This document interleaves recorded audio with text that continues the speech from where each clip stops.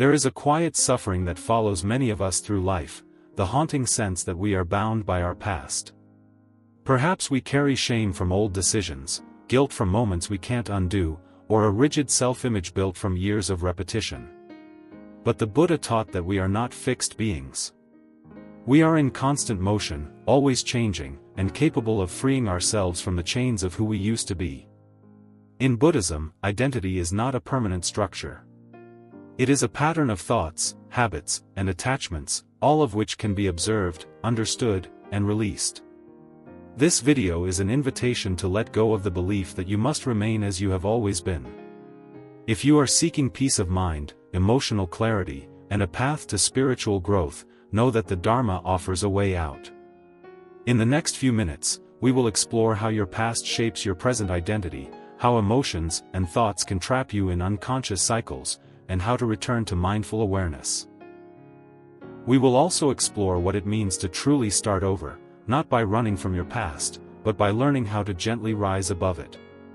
Through the lens of traditional Buddhist wisdom, we'll reflect on mindfulness, non-attachment, and the Eightfold Path, offering you tools to transform your life without fear or force. Whether you are 35 or 85, the journey to inner peace begins where you are, not where you've been. So take a breath, settle in, and let this be your moment of quiet realization. You are not your past. And freedom begins the moment you understand that. Let us now begin with the first reflection, how your past quietly shapes your present identity.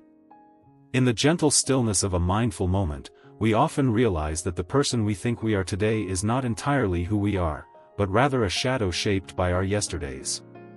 The habits we repeat, the fears we carry, the names we answer to, all these are often echoes of experiences long past, yet deeply rooted in our identity. Buddhist wisdom teaches that the self is not fixed but conditioned by cause and effect, by karma.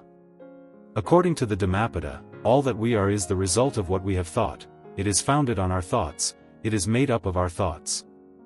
Consider the story of Angulimala, one of the most powerful and humbling tales in the Buddhist tradition. Angulimala was once a feared murderer who had taken the lives of many. He wore a garland of fingers, thus the name Angulimala. His past was stained with violence, his identity hardened by vengeance and delusion. But when he encountered the Buddha, who walked calmly and without fear in his presence, something shifted. Angulimala was astonished that the Buddha, unlike others, did not run from him. He asked, "Why do you not flee?" The Buddha replied gently, "I have stopped, Angulimala. You have not." In that moment, the clarity of those words pierced the thick veil of his ignorance. Angulimala dropped his weapon and sought refuge in the Buddha, renouncing his old ways. From then on, he became a monk and lived in peace, devoting the rest of his life to mindfulness, non-attachment, and service to others. Though villagers continued to throw stones at him because of his past, Angulimala remained calm, never retaliating, and deeply committed to his transformation. His story reminds us that no past, however heavy, can define the heart that chooses to awaken. Like Angulimala, we often wear invisible garlands, memories of who we were, what we did, or what was done to us. These become labels we unconsciously cling to, believing, "I am this," or "I can never change." But the Buddha's teaching tells us something else: the self is a process, not a prison. It is formed moment by moment through our intentions, our actions, and our awareness. If we do not examine this truth through mindfulness, we live as puppets of memory, unaware that our reactions, beliefs, and identities are conditioned, not fixed. We may fear abandonment because we were once left behind. We may hide our light because we were once told we were not enough. Without conscious observation, our past silently sets the tone for our present. And yet, in every breath, there is a doorway back to freedom. Through Buddhist mindfulness, we begin to notice these inherited habits, the way we speak to ourselves, the roles we adopt, the masks we wear, and in seeing them clearly, we weaken their grip. We realize that the pain of the past can inform us, but it does not need to form us. The practice of non-attachment does not ask us to forget what has happened, but to stop clinging to it as who we are. Just as a lotus grows in muddy water yet remains unsoiled, we too can rise from our past without carrying its weight. The Buddha often reminded his disciples, just as a snake sheds its skin, so must we shed our past again and again. This is not a denial of history, but a return to inner peace. It is a process of spiritual growth where we stop reacting from pain and start responding with presence. Aging with grace, finding how to be happy alone, or simply living peacefully all begin when we understand this truth: we are not our stories, we are the awareness behind them. And so, as we reflect on how our past quietly shapes our identity, let us remember that the past has no power to control the present unless we let it. With mindfulness, compassion, and gentle observation, we can choose again. Not to reject who we were, but to step fully into who we can become: free, calm, and deeply alive. Now, as we enter the second reflection, why thoughts and emotions can keep you stuck in cycles, we begin to understand the unseen patterns that quietly govern our inner world. The Buddha often reminded his followers that the mind is the forerunner of all things. With our thoughts, we make the world, he taught. This means that what we repeatedly think and feel becomes the lens through which we experience life. Our identity, our sense of self, our reactions, all arise from the seeds of thoughts and emotions we plant over time. And if we are not mindful, these seeds grow into habitual responses that keep us entangled in suffering. A powerful Zen story captures this idea with piercing clarity. Once, a young monk named Ryokan was living a life of deep simplicity in a small mountain hut. He had no possessions but a robe, a bowl, and a candle. One night, a thief entered his hut while he was away. Finding nothing of value, the thief prepared to leave. But Ryokan suddenly returned. Seeing the man, he said gently, "You have come a long way to visit me. You should not leave empty-handed. Please, take my robe." Confused but unable to refuse, the thief took the robe and left. That night, Ryokan sat naked in his hut, gazing at the full moon. He whispered to himself, "Poor fellow. I wish I could give him this beautiful moon." This story may seem poetic, but it holds deep spiritual truth. Ryokan's mind was free from attachment, free from anger, and free from fear. He met the thief not with judgment, but with compassion. He let go of the moment immediately, returning to peace of mind. Most of us, however, are not like Ryokan. We dwell. We react. We replay past events, cling to emotions, and create stories that trap us in emotional cycles. If Ryokan had clung to fear, he would have seen the thief as a threat. If he had clung to attachment, he would have defended his robe. But in practicing non-attachment and mindfulness, he remained untouched by emotional disturbance. We, on the other hand, often live inside the stories our emotions tell us. We identify with anger, sadness, anxiety, or pride, believing them to be permanent parts of ourselves. The Buddha called these mental formations, patterns created by repeated thoughts and feelings. Left unchecked, they harden into habits. And like a wheel spinning in the same groove, these habits keep us from growing. We become stuck in cycles, not because life is unkind, but because the mind has forgotten how to be still. Through Buddhist mindfulness, we begin to see how often our thoughts are recycled memories or imagined fears. We realize that emotions, though intense, are not fixed truths. The moment we begin to observe our thoughts rather than believe them, something shifts. We find space. We find clarity. We loosen the grip of identity. Buddhist wisdom teaches that the path to spiritual growth is not to suppress thought or emotion, but to hold them lightly, like clouds passing through the sky. In doing so, we reclaim our power, not by force, but by awareness. Instead of reacting blindly, we respond with presence. Instead of clinging, we release.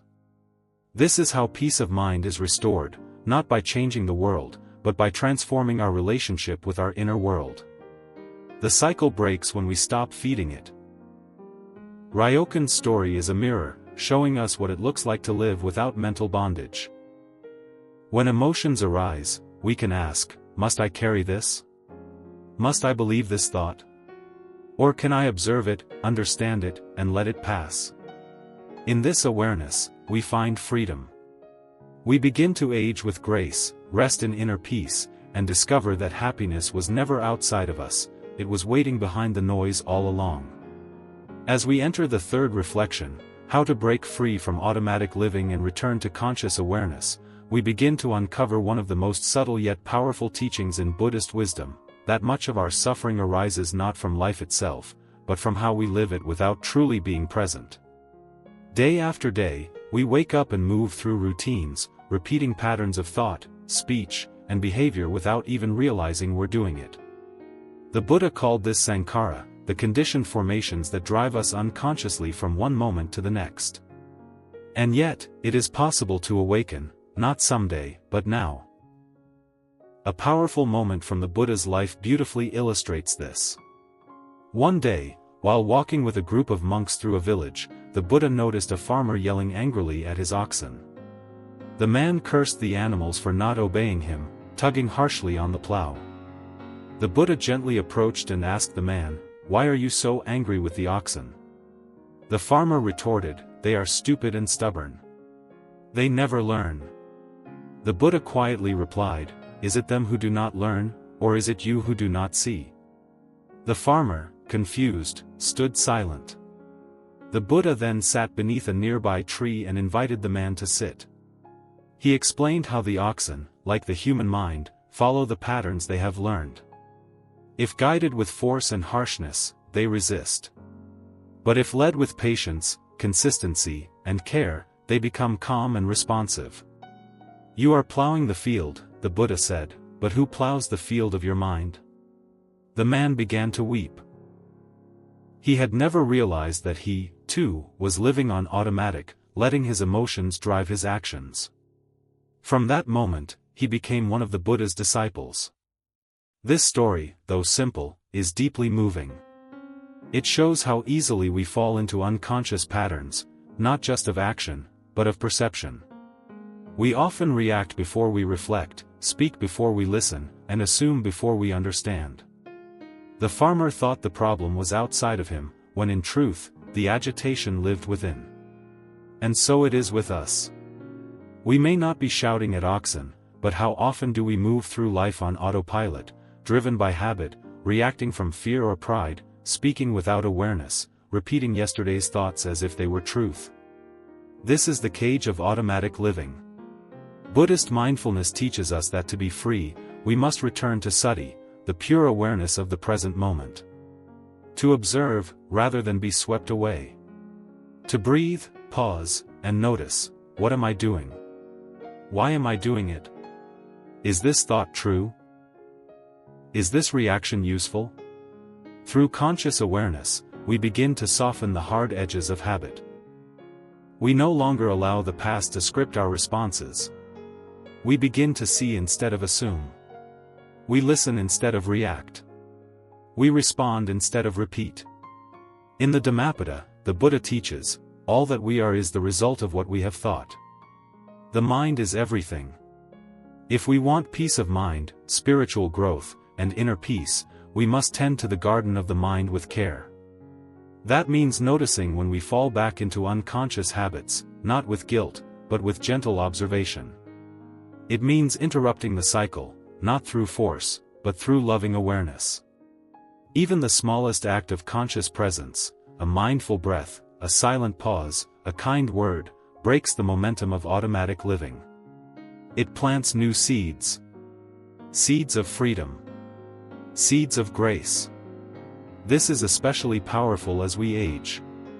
The older we become, the easier it is to believe we are fixed, that our ways are unchangeable. But Buddhist wisdom reminds us that transformation is always possible. With mindfulness and non-attachment, we can release the identity shaped by past patterns. We can start over. We can age with grace and joy, not by controlling life, but by consciously living it. Each step, each breath, each choice becomes a doorway to awakening. To return to conscious awareness is not to change who you are, it is to remember who you truly are beneath the noise, peaceful, present, free.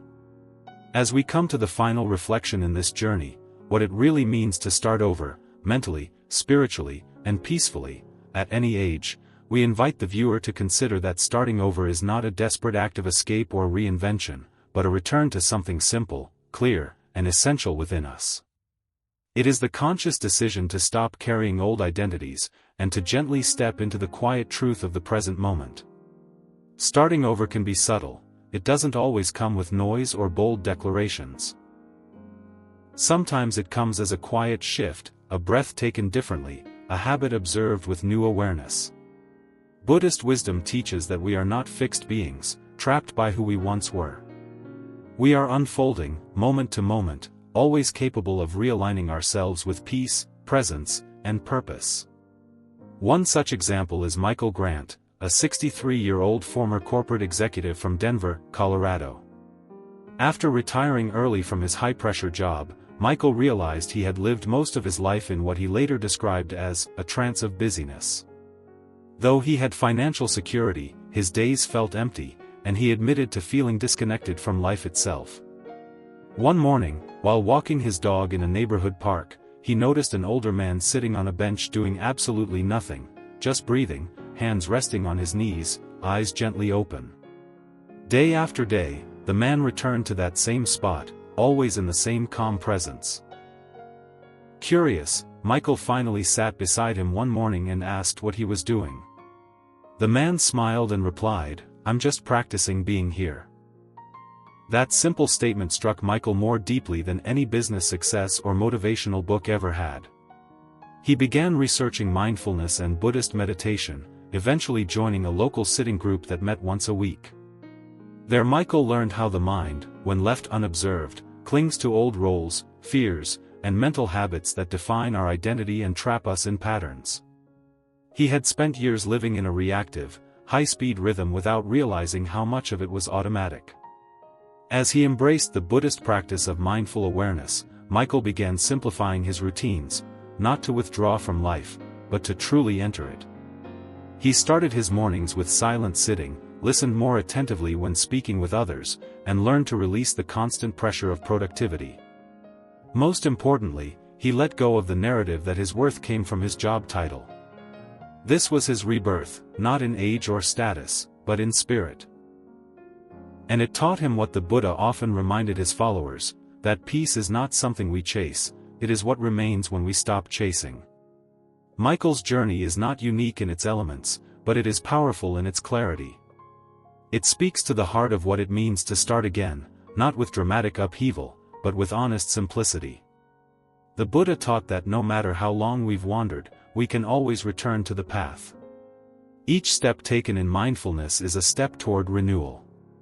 Whether we are 35 or 75, the ability to begin again, to examine our mental patterns, release attachment, and live more consciously, is available to us all. There is no timeline for awakening. Starting over spiritually means letting go of who you think you should be and allowing yourself to be fully who you are. It is a surrender into now, not with defeat, but with quiet confidence. Many of us have lived years, even decades, on autopilot. Doing what's expected, absorbing the noise of the world, and forgetting our own stillness. But when we begin to see clearly, without judgment, and with gentle attention, we step out of the fog. That is the heart of the spiritual path. It doesn't require us to move to a monastery or leave our responsibilities. It simply asks us to pause, breathe, and remember. As Michael found, peace of mind is not located in the past or waiting in the future, it's in the choice to be present. Buddhist wisdom invites us to start fresh, again and again, not just once, but with every breath.